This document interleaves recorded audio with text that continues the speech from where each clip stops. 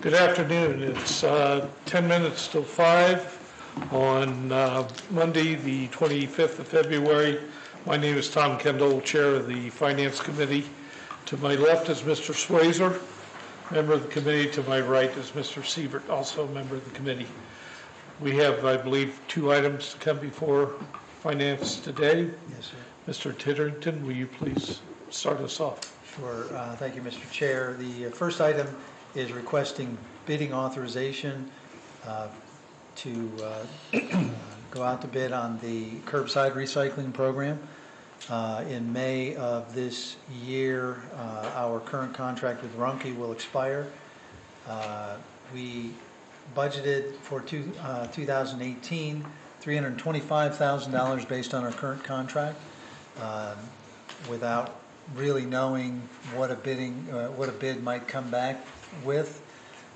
We've seen reports in the media, both locally and nationally, kind of a change in the recycling market, and so we are asking for authorization to bid up to not to exceed $400,000.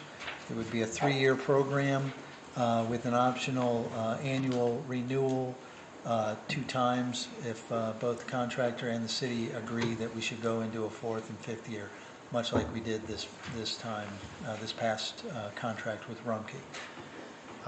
We are not recommending emergency legislation. Okay.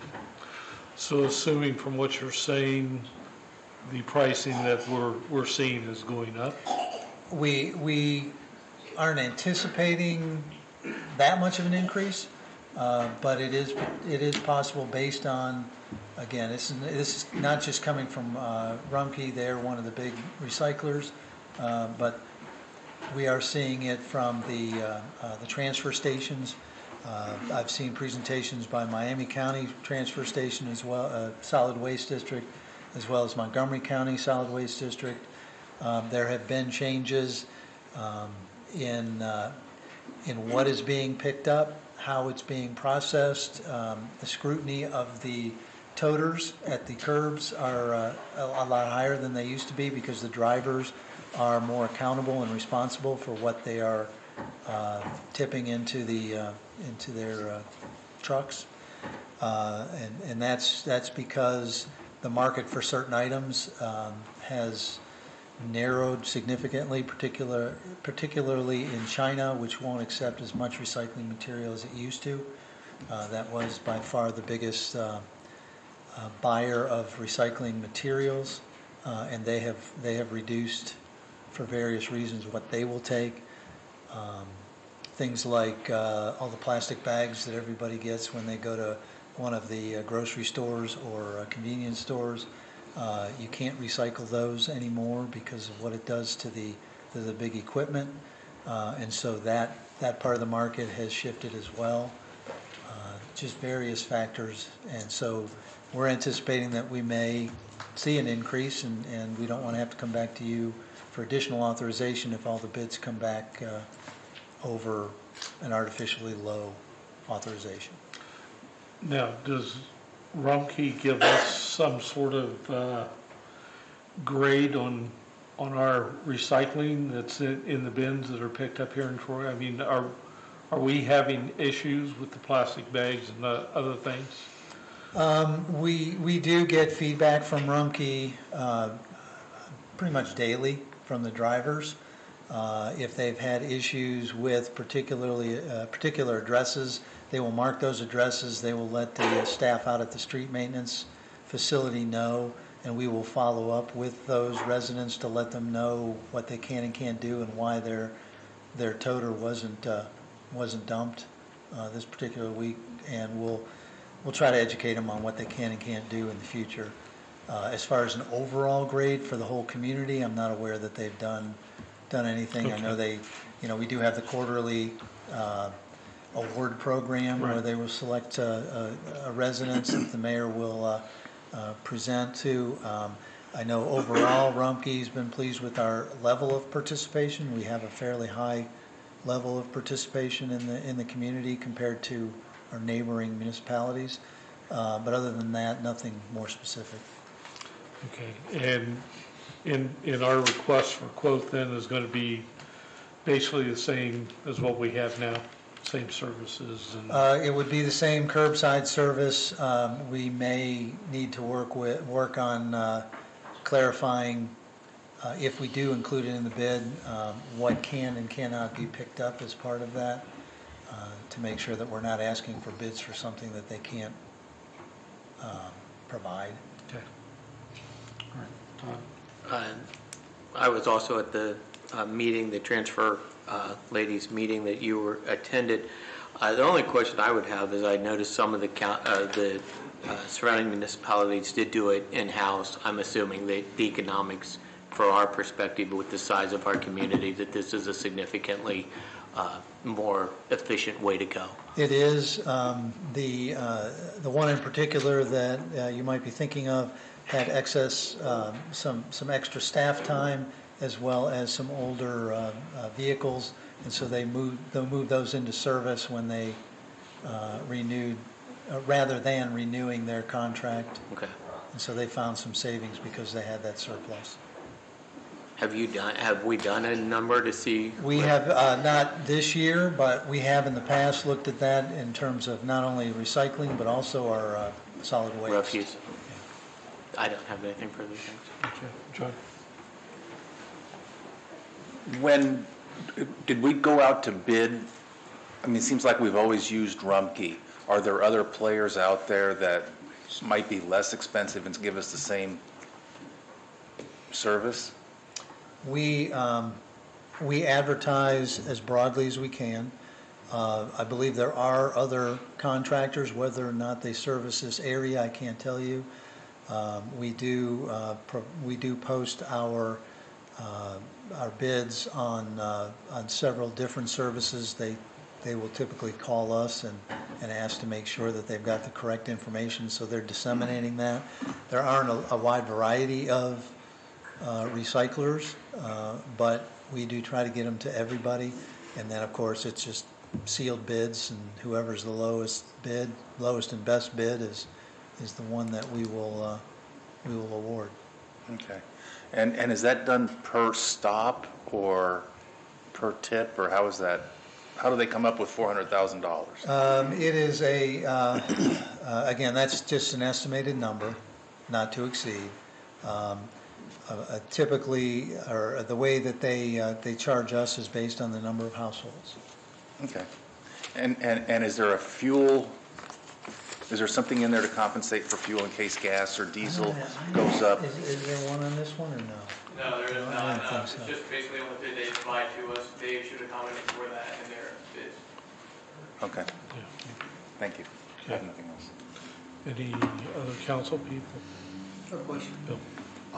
If the bids do come in over the budgeted amount of $325,000, what will the effect of that be on ratepayers?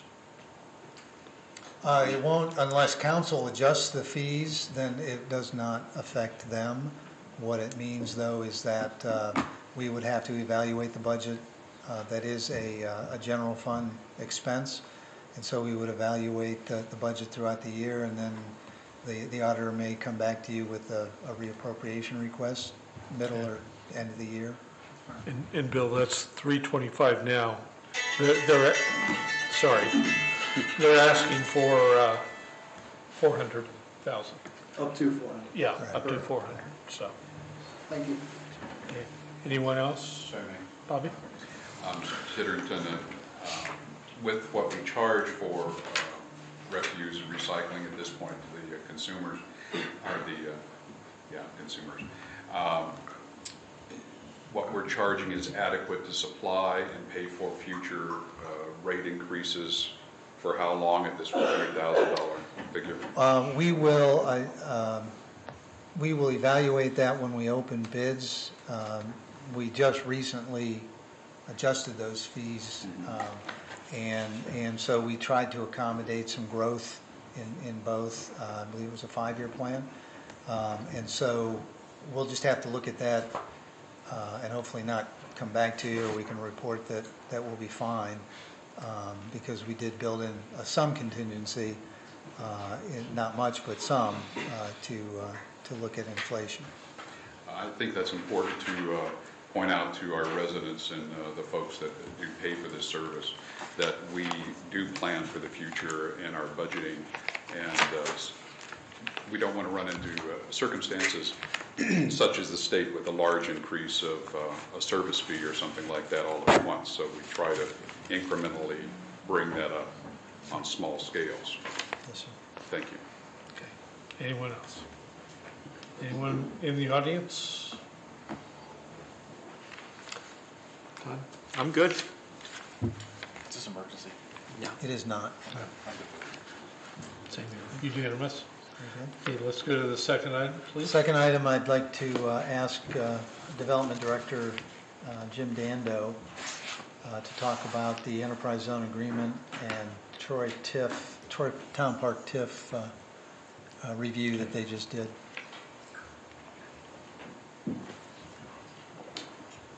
This is a annual review of the enterprise zone and TIF agreements that we've got in place. And you'll note that it's decreased the number of agreements over time. The changes that were made about 10, 12 years ago in the tax laws at the state level made a big difference in how the program's used. The companies that are left in the program, though, are all doing quite well and actually ahead of their hiring goals, and they continue to expand their business. So they're good, strong businesses. What the Enterprise Zone program does is it helps defray the capital cost of the big expansions. One in particular that you just dealt with in December that's coming up, it's not in the current schedules, of course.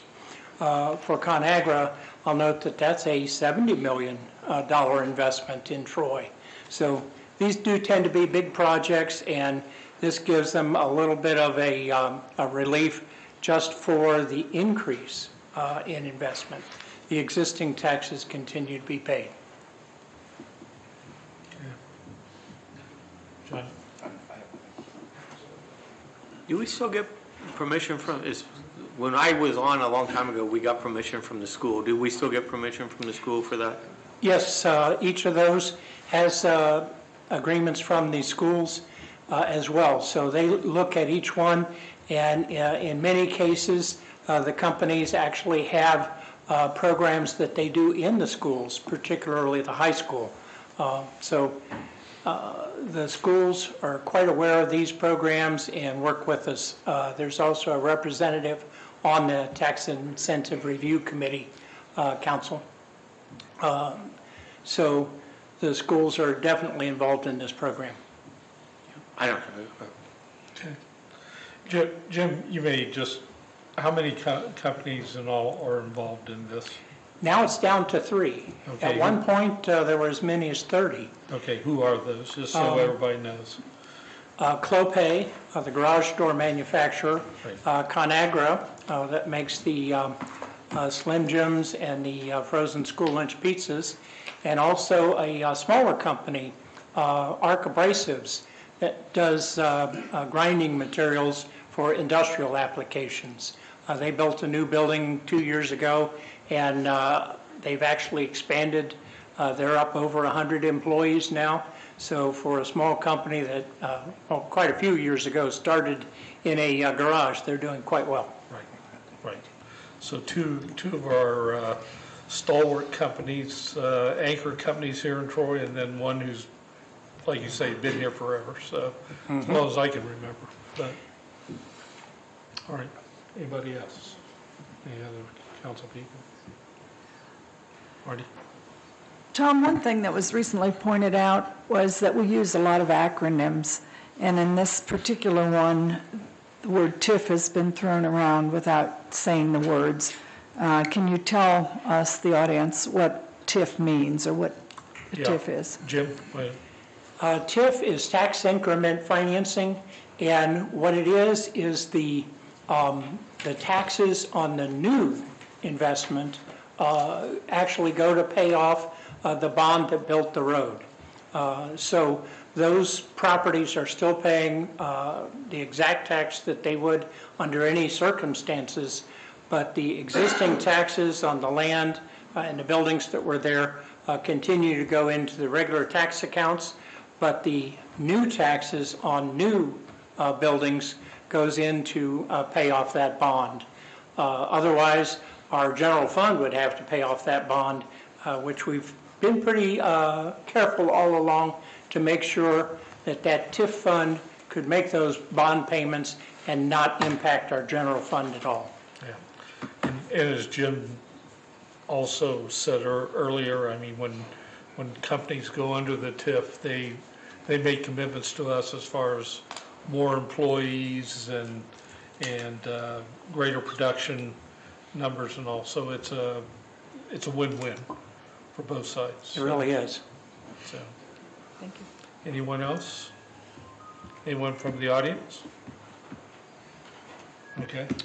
Mr. Chairman. Oh, So we are asking for emergency legislation on what will amount to two pieces of legislation, one for the EZ and one for the TIF. They are two separate pieces, and the reason for the emergency is that we can't hold the council meeting, the tax review council meeting, until we get the numbers from the companies, and of course they have to close their books, so time runs, and the deadline for submittal by us to the state is April 1st. Okay. All right, we'll do the EZ first. So, Tom. I have no problem, but just to Marty's point, EZ is an enterprise zone agreement, Enterprise correct? zone. So everyone knows what EZ stands for. Okay. I have no problem with the board. All right, so let's go forward with the EZ. Now the TIF. I'm good. Same. I'm good with the emergency legislation on that. Okay, it's unanimous also. So anything else come before finance? Thank you.